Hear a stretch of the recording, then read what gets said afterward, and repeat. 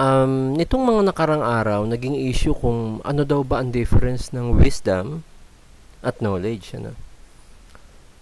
Although, karamihan sa atin, alam ang kaibahan niyang dalawa. In concept, no? Pero yung ma-define siya in writing, parang mahirap. So, simulan muna natin sa translations. Ano? Ang karunungan na yun yung wisdom. Yung kaalaman, yan yung knowledge. Yung kaunawaan, yan yung understanding. Yan din yung translations na ginagamit ng Bible. So, yan din ang gagamitin natin, ha? Pero, tandaan natin yung karunungan, kaalaman, at kaunawaan, hindi lang sa Bible ginagamit. Ginagamit din yung mga salitang yan sa labas ng Biblia. Ginagamit din yan yung sa ibang topics. No? So, daanan muna natin yun, yung basic na kahulugan ng tatlo, yung difference ng tatlo, yung wala sa context ng Bible. No? So, ang kaalaman o knowledge, ito muna, bear with me dito, ay ang pag-ipon ng mga katotohanan at datos sa pamamagitan ng pag-aaral, pananaliksik, pagsisiyasat, pagmamasid, at maging karanasan, no? Through experiences na kukuha mo yung knowledge. Ito ay ang pagiging mulat sa isang bagay at ang pagkakaroon ng mga detalye upang ito ay malaman. Ang mga taong may kaalaman ay kaya mangolekta, tandaan, at kunin ng impormasyon. Posible na magkaroon ng kaalaman, ngunit sa kasamaang palad, maaaring lubos na walang pagkaunawa at karunungan. So, pwedeng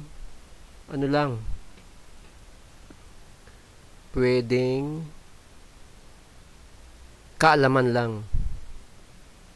No? Kaalaman lang siya, walang pagkaunawa at karunungan.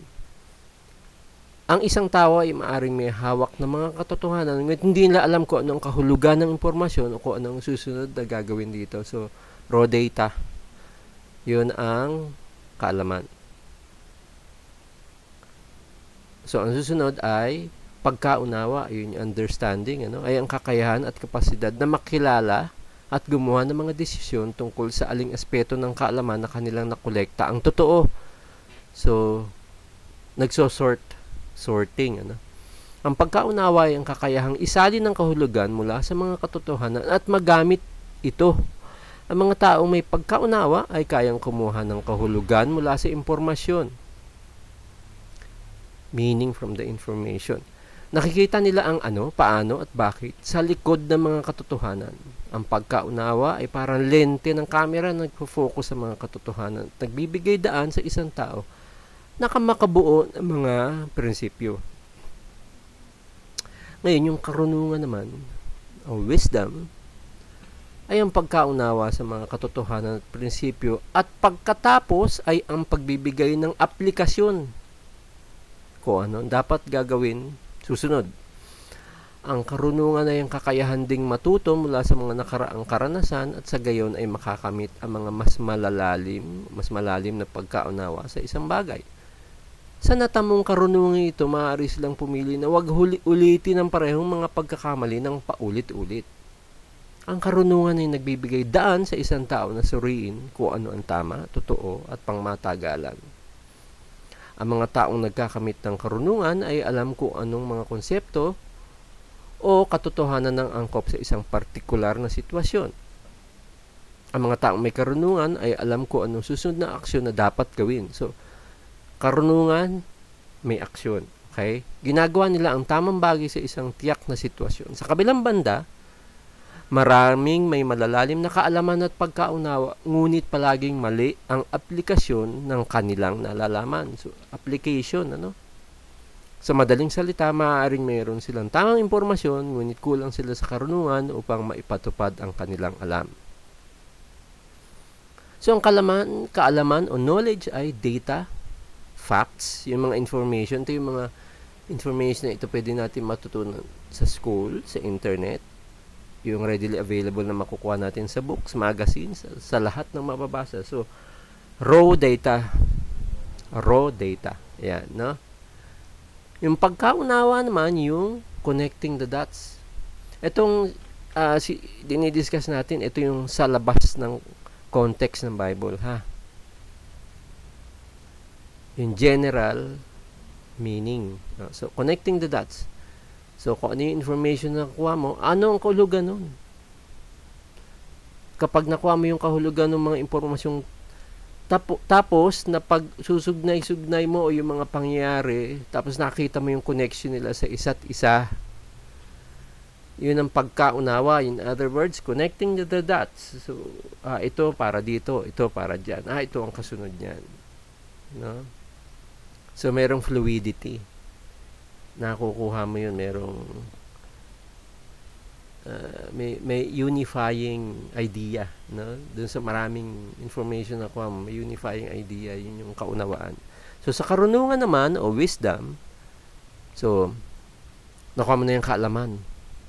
Nakuha mo na yung pagkaunawa, ano naman ang gagawin mo doon sa mga nakuha mo? Gagawin mo ba o wala kang gagawin? Haaksyonan mo ba yung dala-dala mo ng kaalaman at kaunawaan? In other words, ang wisdom o karunungan ay yung applied knowledge, no? Kaya nga merong saying na wisdom is applied knowledge, no? So ito yung definition ng hindi sa konteksto ng Biblia. Bigyan natin ng halimbawa. Doktor. So, ang doktor nag-aaral ng medisina, nagbasa ng libro, umattend ng mga klase, nagkaroon siya ng kaalaman tungkol sa pagdodoktor. So may knowledge, may kaalaman. Yun yung first phase, no? Kaalaman.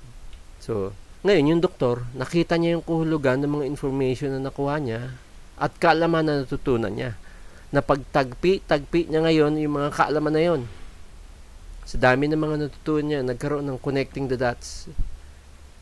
Alam niya na yung gamot sa may sakit sa puso, hindi mo ibibigay sa walang sakit sa puso. Ibibigay mo yung gamot, yung nararapat doon, sa sakit na yun ng pasyente. Yan yung kaunawaan. After nun, may kaalaman ka, may kaunawaan ka. Ngayon, yung doktor na may kaalaman at kaunawaan, nakita mo ngayon malakas manigarilyo. So, masasabi mo, walang karunungan. Kasi may kaalaman at kaunawaan na siya na masama sa katawan ng manigarilyo. Pero, in spite of that knowledge and understanding, ginagawa mo pa din. So, tama, it confirms na wisdom is applied knowledge, no? So, sa wisdom, may kasamang gawa kasi nga applied, actionable ang wisdom. So, isang paglilinaw muna, no? Bago natin simulan, yun namang sinasabi ng Biblia tungkol sa karunungan o wisdom, alam nating may karunungan na hindi sa Diyos. Karunungan na pangsanglibutan. So, hindi yun yung karunungan na tatalakayan natin dito, ha? Ang kakarunungan tatalakayan natin ay ito. Sa Santiago 3:17. Ngunit ang karunungang buhat sa itaas ay unay malinis, saka mapayapa, banayad, madaling panaingan, puspos ng kawaan at ng mabubuting bunga, walang inaayunan, walang pagpapaimbabaw. So, yan ang i-discuss natin, karunungan, ha? Yung karunungang buhat sa itaas. Titingnan natin yun, no? Yung salitang karunungan na ginagamit sa labas ng Biblia ay pareho ba ng kahulugan sa karunungan na nasa Biblia in terms of karunungang buhat sa itaas, ano? Yun yung focal point, yun yung di-discuss natin, yung karunungang buhat sa itaas, no? Siyempre, isa pang default, siguro lahat naman tayo naniniwala na ang karunungan ng Diyos ay si Kristo. Given na yan. Tanggap na natin yan. Okay, no? So, ito.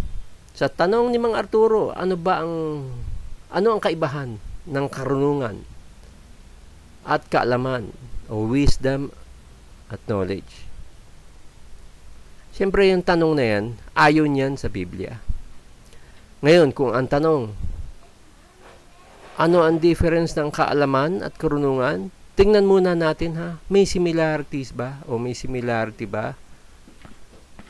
Basahin natin,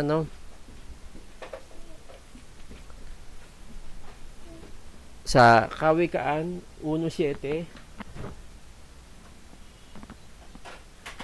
Ang takot sa Panginoon ay pasimula ng kaalaman, ngunit ang mangmang ay mahamak sa karunungan at turo.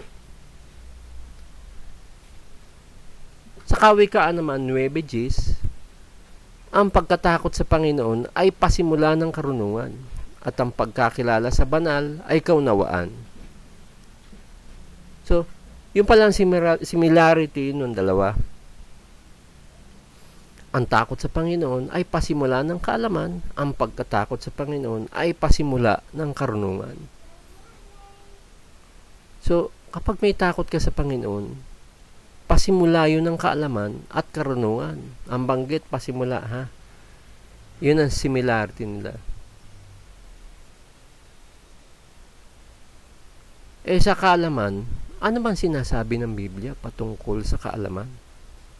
Ano ba yun? Basahin natin, ha? Sa Hosea 4:6, ang aking bayan ay nasira dahil sa kakulangan ng kaalaman. Sapagkat ikaw ay nagtakwil ng kaalaman, akin namang itatakwil ka, upang ikaw ay huwag maging saserdote ko.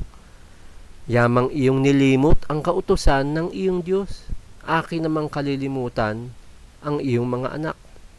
So, kita mo yun? Ang aking bayan nasira dahil sa kakulangan ng kaalaman, yamang iyong nilimot ang kautusan ng iyong Diyos. So, pwede ka palang masira dahil sa kakulangan ng kaalaman. Kapag tinakwil mo ito, ang banggit, yamang iyong nilimot ang kautusan ng iyong Diyos. So, sa Biblia pala, yung kaalaman, yun yung kautusan ng iyong Diyos. Kita natin yan sa Hosea 4:6. Kaalaman, kautusan ng iyong Diyos. So, maliwanag yan, yung kaalamang sa Diyos, yun yung kautusan ng Diyos. Yun yung raw data. Okay? Sa kaunawaan, ano ba ang sinasabi ng Biblia patungkol sa kaunawaan? Basahin natin, ha? Sa Awit 1:19 tapos 1:30. Ang bukas ng iyong mga salita ay nagbibigay ng liwanag, nagbibigay ng unawa sa walang muwang. So, di nasa iyo na yung kaalaman, nakautusan ng Diyos. Yung kautusan na yon, salita ng Diyos, nagbibigay pala yun ng liwanag. Kapag nabuksan sa iyo ang mga salita ng Diyos, ang binibigay noon, liwanag. Liwanag na nagbibigay unawa sa walang muwang. So, may kaalaman ka na. Alam mo na yung kautusan ng Diyos. Hindi doon natatapos yun. Kailangan naman mabuksan sa iyo yung mga salita ng Diyos para magbigay ng liwanag. Okay? Ano yung liwanag? So, yun naman yung unawa para sa walang muwang. So, yung salita ng Diyos may deeper meaning. May unawang nakapailalim doon. Hindi mo lang siya titingnan at face value. Alamin mo yung malalim na kahulugan. Yun yung pagkaunawa. May sinasabi pa ba sa ang Biblia tungkol sa kaunawaan? Basahin natin. Sa 1 Kings 3:9-10, kaya't bigyan mo ang iyong lingkod ng isang pusong may kaalaman upang humatol sa iyong bayan, upang makilala ang mabuti at masama, sapagkat sino ang makakahatol sa malaking bayang ito. At ang panalangin ni Solomon ay nakalugod sa Panginoon na humingi siya ng gayon. So, ayun, yung palang pusong may kaunawaan at nakakakilala ng mabuti at masama, may discernment. Malalaman niya kung ano yung mabuti, kung ano yung masama. May discernment siya. Yung pusong may kaunawaan. So, update natin. Kaalaman, kautusan ng Diyos. Nabasa natin kanina. Kaunawaan, bukas na mga salita ng Diyos na nagbibigay liwanag. Yun yung unawa sa walang muwang. Di ba? At doon sa 1 Kings, nakakakilala ng mabuti at masama. So, alam na natin yung dalawa. Kaalaman at kaunawaan. Ano naman yung sinasabi ng Biblia tungkol sa karunungan o wisdom? Basahin natin, ha? Awit 37:30. Ang bibig ng matuwid ay nangungusap ng karunungan. At ang kanyang dila ay nagsasalita ng kahatulan. So, dito tayo, So, yung palang bibig ng matuwid, nangungusap ng karunungan. So, para palang magkaroon ka ng karunungan, dapat matuwid ka. And tanong, kailan ba nasasabing ang isang tao ay matuwid? Siyempre, from the root word itself, tuwid, hindi ka naman pwedeng maging matuwid na iniisip mo lang na matuwid ka. O nagsasalita ka lang ng matuwid, no? Kaya ka nasasabing matuwid kasi gumagawa ka ng katwiran. Merong gawa. Kasi lumalakad ka sa daan ng katwiran. Yung matuwid, nasa katwiran. Matuwid, yan, katwiran. At yung matuwid na lumalakad sa daan ng katwiran, ando ng karunungan. Ito, basahin natin, ha? Sa 8:20 ng Kawikaan, ako'y lumalakad sa daan ng katwiran, sa gitna ng mga landas ng kahatulan. So, dito, sa 8 ng Kawikaan, verse 20, sino ba yung nagsasalita dyan? Na siya daw lumalakad sa daan ng katwiran. Sino yan? Basahin natin sa 8:12 ng Kawikaan din. Akong karunungan ay tumatahan sa kabaitan at aking nasusumpungan ang kaalaman at gunita. So, yung nagsasalita pala doon, yun yung karunungan. Di ba? Ako'y lumalakad sa daan ng katwiran. Ang karunungan pala yun. So, sa madaling salita, akong karunungan, lumalakad sa daan ng katwiran. So, anong papansin natin dito? Sa karunungan, may paglakad, may pagkilos, may paggawa, may action. In this case, lumalakad sa daan ng katwiran. Ano ibig sabihin yan? Ito, ha? Basahin natin, no? Sa Job 28:28, at sa tao sinabi niya, narito, ang pagkatakot sa Diyos ay siyang karunungan. Ang paghiwalay sa kasamaan ay pagkaunawa. So, ang pagkatakot sa Diyos ay siyang karunungan. Yung palang pagkatakot sa Diyos, siyang karunungan. Ayan, pagkatakot sa Diyos, karunungan. Maliwanag yan, ha? So, ang tanong, ano ba ang kahulugan ng pagkatakot sa Diyos? Basahin natin sa Ecclesiastes 12:13. Ito ang wakas ng mga bagay. Lahat ay narinig. Ikaw ay matakot sa Diyos at sundin mo ang kanyang mga utos. Sapagkat ito ang buong katungkulan ng tao. Yung palang pagkatakot sa Diyos, ang kahulugan pala nun, sundin mo ang kanyang mga utos. No? So kung ang pagkatakot sa Diyos ay siyang karunungan, at ang pagkatakot sa Diyos ay pagsunod sa kanyang mga utos, therefore, ang karunungan ay ang pagsunod sa utos ng Diyos. Tama yung sabi ng Bible, ano? Ako'y, referring to karunungan, lumalakad sa daan ng katwiran. Kaya yung paglakad sa daan ng katwiran ay ang pagsunod sa utos ng Diyos na siyang karunungan, na siya ring pagkatakot sa Diyos. Ito, basahin natin sa Awit 128:1, mapalad ang bawat isa na natatakot sa Panginoon na lumalakad sa kanyang mga daan. Di ba? Kaya it comes full circle. Pagkatakot sa Panginoon ay siyang paglakad sa kanyang mga daan, ay siyang pagsunod sa utos ng Diyos, ay siyang karunungan.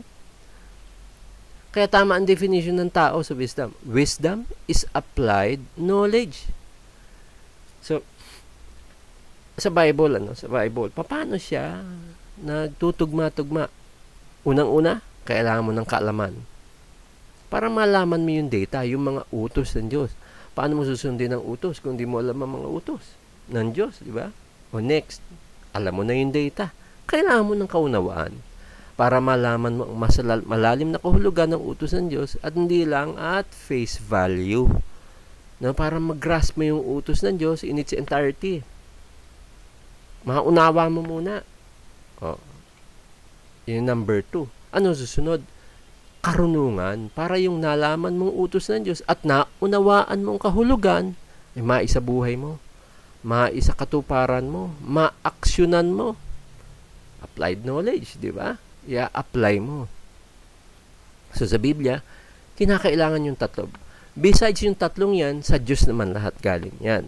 So, 2:6 ng Kawikaan, sapagkat ang Panginoon ay nagbibigay ng karunungan sa kanyang bibig ng gagaling ang kaalaman at kaunawaan. So, pero keep in mind, kung ang karunungan ay may kasamang paggawa, merong kasabihan sa tao. Sometimes, inaction is action in itself. Yung hindi paggawa, paggawa na din yun. Yun, applicable ba yan sa Biblia? Ito basahin natin. Sa Santiago 4:17, nabanggit din ito ni Arturo itong talatang to. So, sa nakakaalam nga ng paggawa ng mabuti at hindi ginagawa, ito'y kasalanan sa kanya. Ayan, yung paggawa ng mabuti na nalalaman mo, pero hindi mo ginagawa, nakakagawa ka na ng kasalanan doon. Kaya doon, sa hindi paggawa, sa ibang pagkakataon paggawa na din yun. Yung hindi mo paggawa, paggawa na din yun. Pero, in this case, kasalanan ang nagagawa mo. Ngayon, ang tanong? Does it work in reverse? Sa nakakaalam ba ng paggawa ng masama at hindi mo ginawa, nakakagawa ka ba ng mabuti? Ngayon, yes and no. Tama na hindi ka gumawa ng masama, pero dapat gumawa ka din ng mabuti. Basahin natin sa 34:14 ng awit. Lumayo ka sa kasamaan at gumawa ka ng mabuti. Hanapin mo ang kapayapaan at habulin mo. Ayan, pinalalayo ka sa kasamaan, meaning, huwag kang gumawa ng masama. Pero, pinagagawa ka din ng mabuti. Kaya, it's not applicable entirely in reverse. Yung sinabi ng Biblia, hindi. Talagang kailangan mong gumawa ng mabuti. Hence, karunungan. Kailangan ng karunungan kasi yung karunungan, mayroong application yun eh. May paggawa ng mabuti. Yun yung difference nun. Sa karunungan, mabubuo yun kasi may a-apply mo na lahat eh. Kaya yun ang dapat mong kunin unang-una yung karunungan.